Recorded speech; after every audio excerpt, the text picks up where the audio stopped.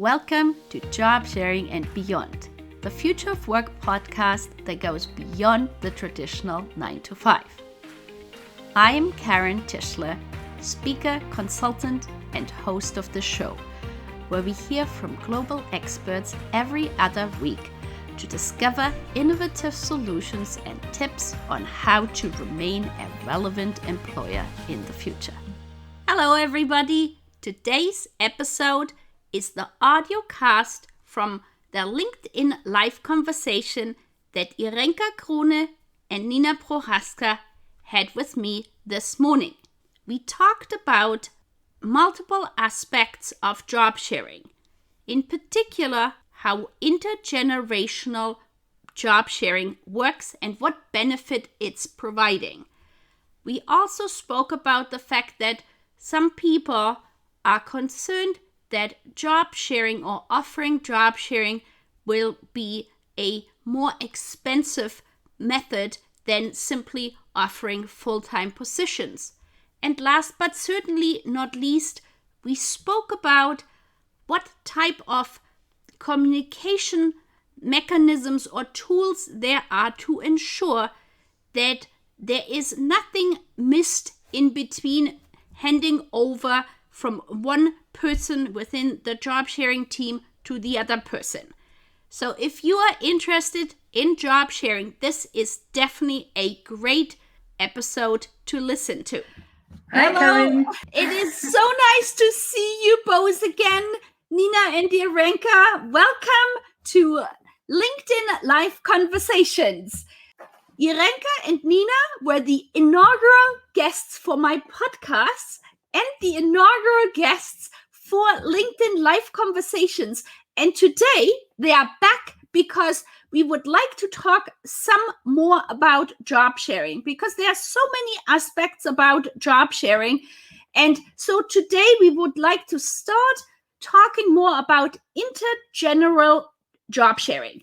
And maybe, Irenka, would you like to start to kind of give people who might not have ever heard about that concept a bit of an idea what it really is? Mm-hmm.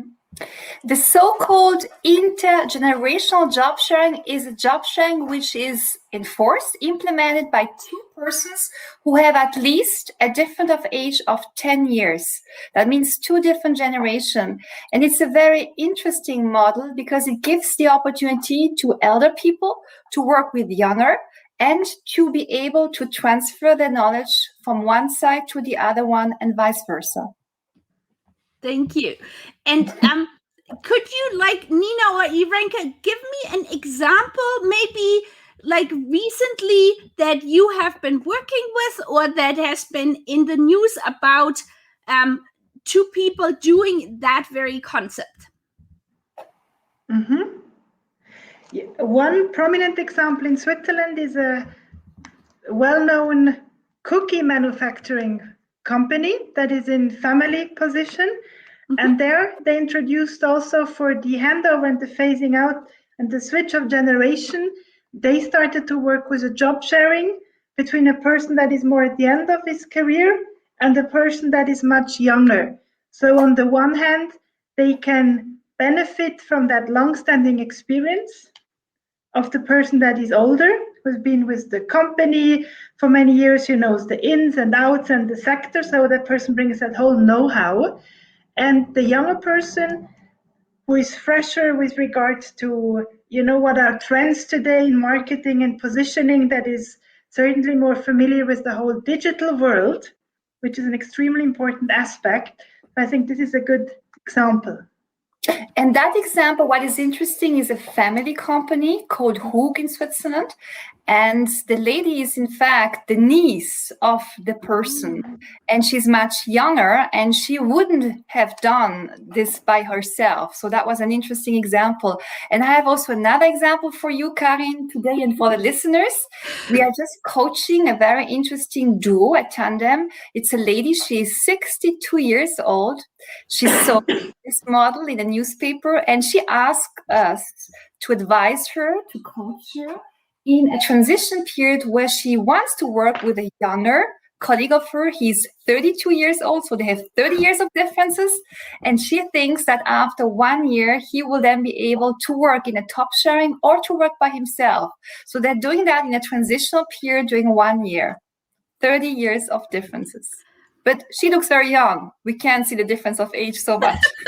But I think that's just amazing, because often people think, well, there are generational differences. And as you say, I am always of the opinion, age is just a number. And there is so much to be gained for both parties to work together.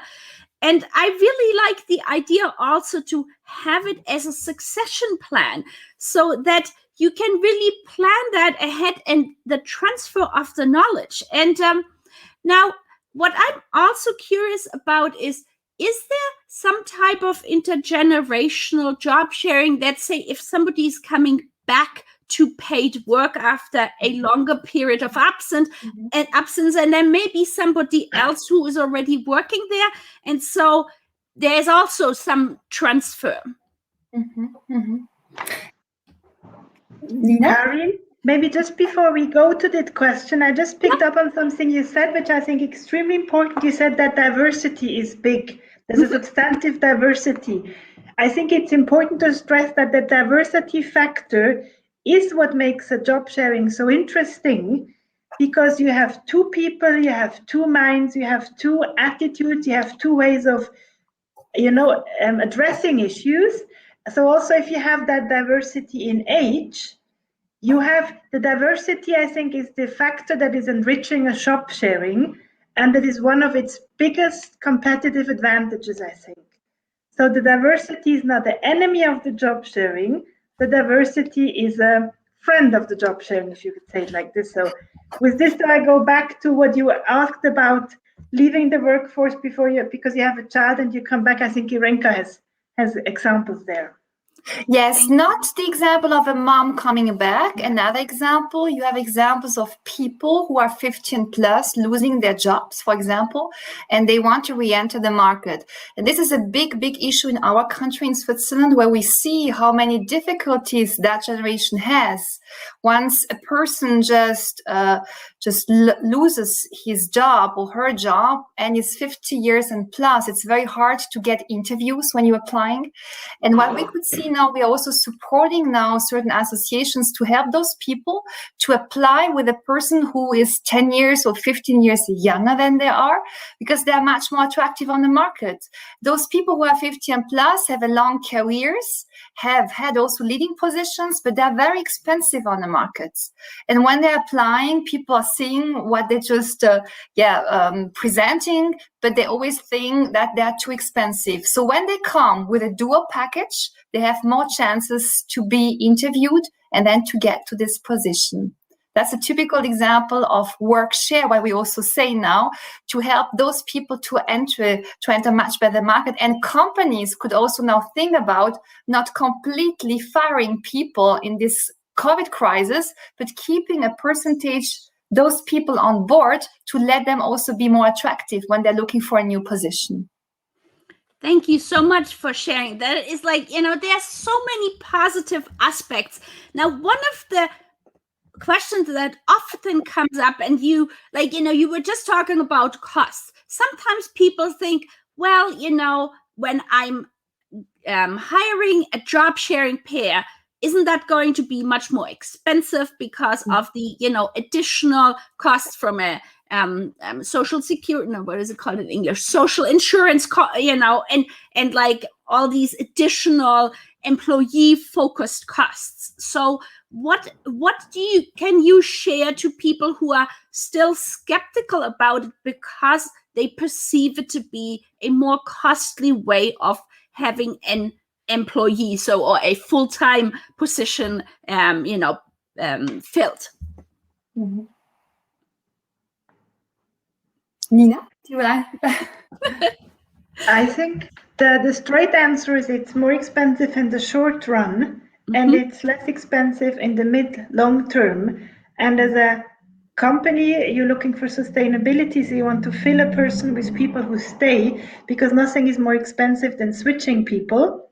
or having to get in new people. So at the beginning, you're recruiting 2 people, you have 2 work equipments, you have the onboarding is for 2 people, etc.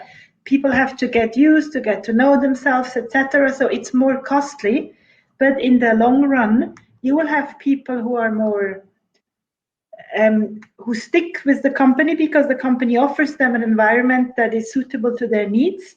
You have people who are more motivated for that. You have people who bring in a diverse view on the job. People are more productive if they work less than 100% also. So this is also something we know. So in the long run, plus you can position yourself as a company that offers modern work environments. Plus, maybe you can fill the position with expertise you wouldn't find, etc. So there's a multitude of advantages. I'm sure Irenka can name some more that makes it effectively more cost effective. And when you were asking this question, Karin, about the social costs, this is not completely the case because every job sharer has a normal part-time contract and it's related to the time of activity, to the percentage of activity. That means, for example, if you used to work part-time, as it is the case of many women in Switzerland, for example, you have a part-time contract of 60%, and then you change to a job sharing. Very often you will work in a 60-60 model that makes 120% in total, but those 20% plus are not related to the information costs of the duo. Very often those people get more activity, they have more things to do and in the whole, in the whole schedule of what they're doing. So it's not that the employer is paying for additional information costs.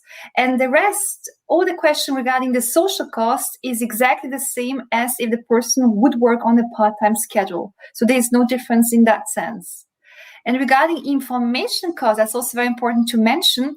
At the beginning, as also Nina said, the first time it is different, the first period than the second period. Most of the time that you are investing in exchanging information is not a part paid by the employer, is a part paid by the employee. You do very often that outside your work hours. So it's not that the employer is offering you a lot just to communicate. You have at the beginning to find out how the other person works.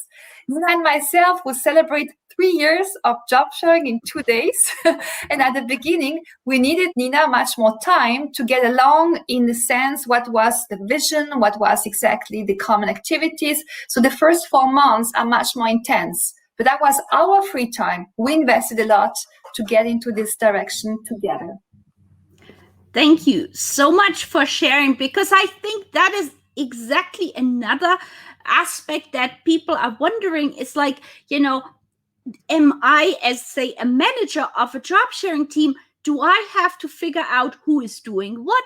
And then how does the communication work? How can I ensure that there is nothing lost in the the handing off period? And so I think that sounds, like a very good way to hear, for people to hear that really it is for the employees, the job sharers themselves, that they are that they are figuring that out. So could you maybe mention some examples, as you just celebrated, your 3rd anniversary, and with other people you are coaching, what are, say, best practice mechanisms or methods to ensure that the transfer is very efficient and also, that nothing gets lost in the handover?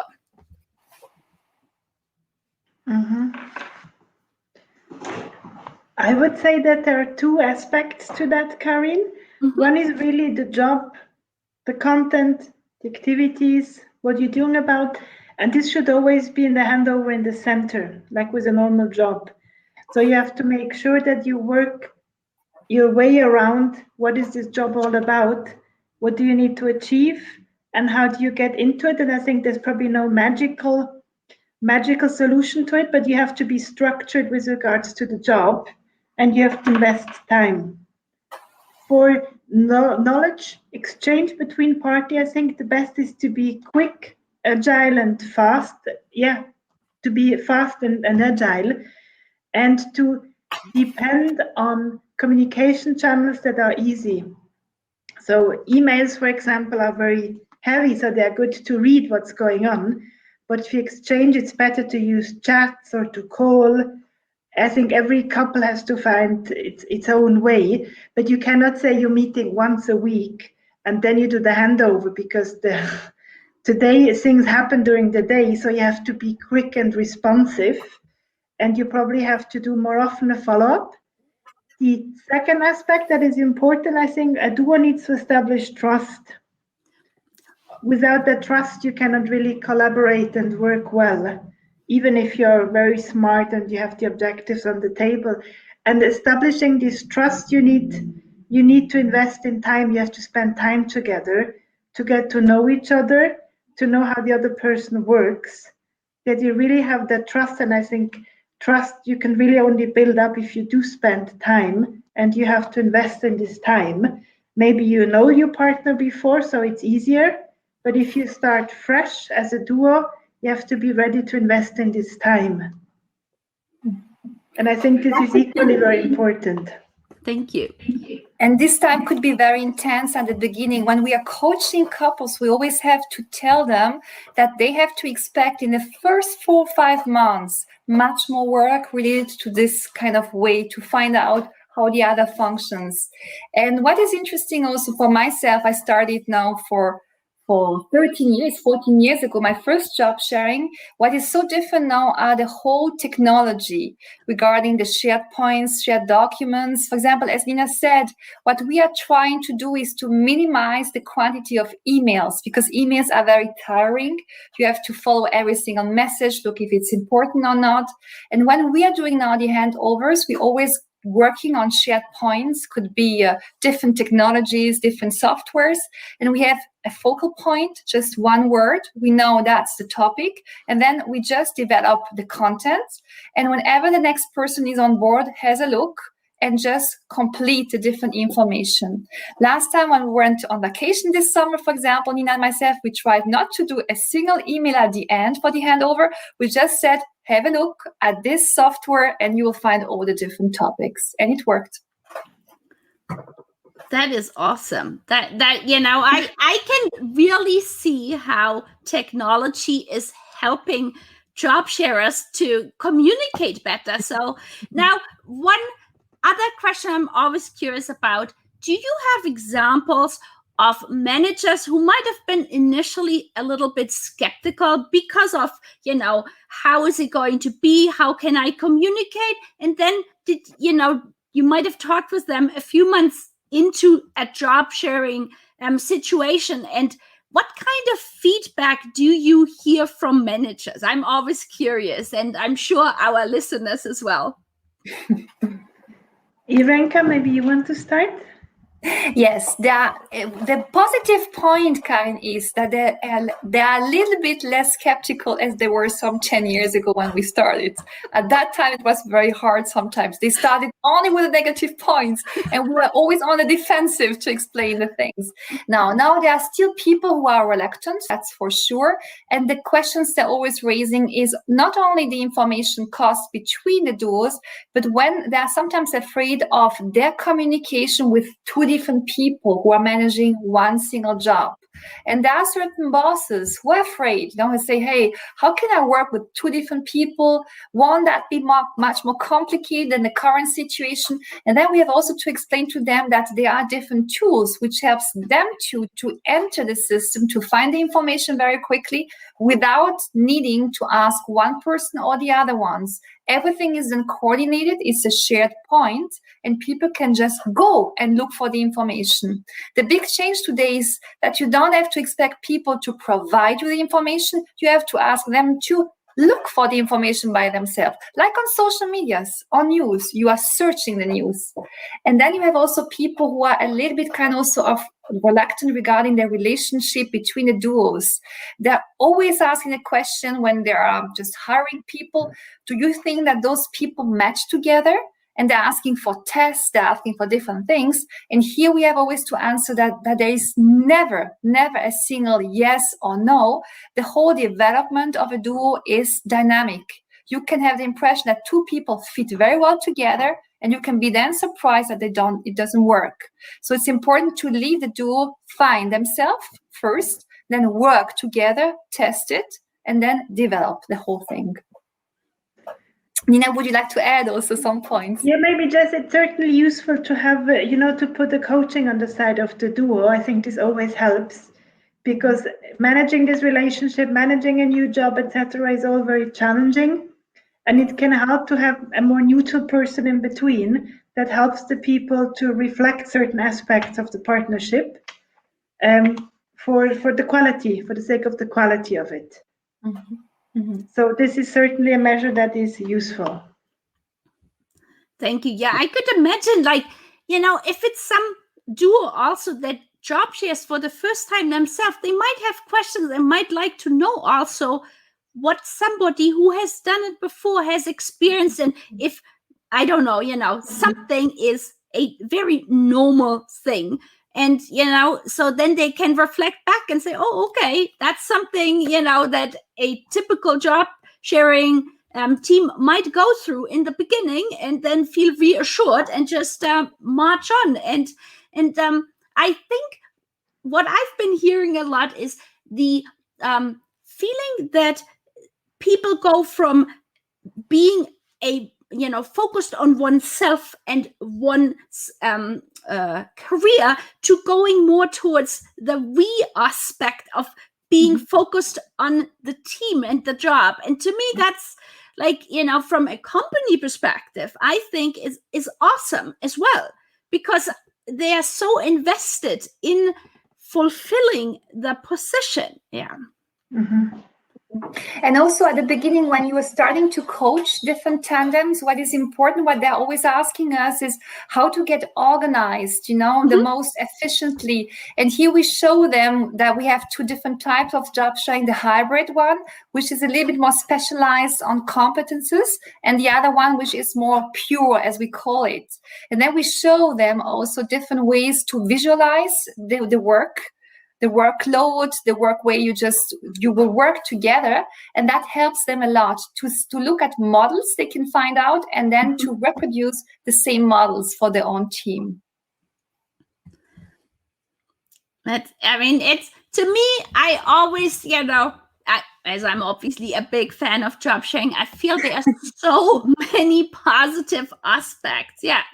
So I'm looking at our time, and we are coming towards the end. I just saw we have somebody, unfortunately, it doesn't say the name in the comments, who says hello. So hello to who wrote that message to us, and very appreciative that you are watching and listening to us.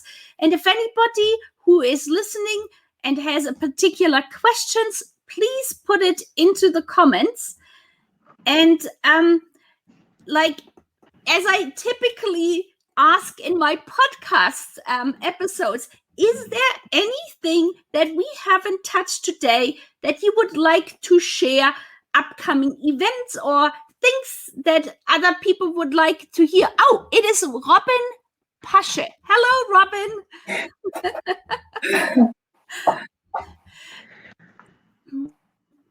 Yeah, go ahead, Nina.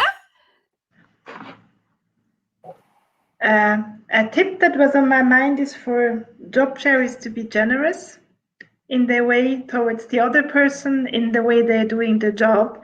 I think being generous is definitely a competency that helps, because no one has the single truth or the single best way of doing something. And then I wanted to raise attention to an event we're having on September 14th in the afternoon, 4 to 6 p.m. Central European Time. It's a knowledge exchange on best practices and good practices, on challenging practices in job sharing. It's a 2-hour interactive workshop on Zoom.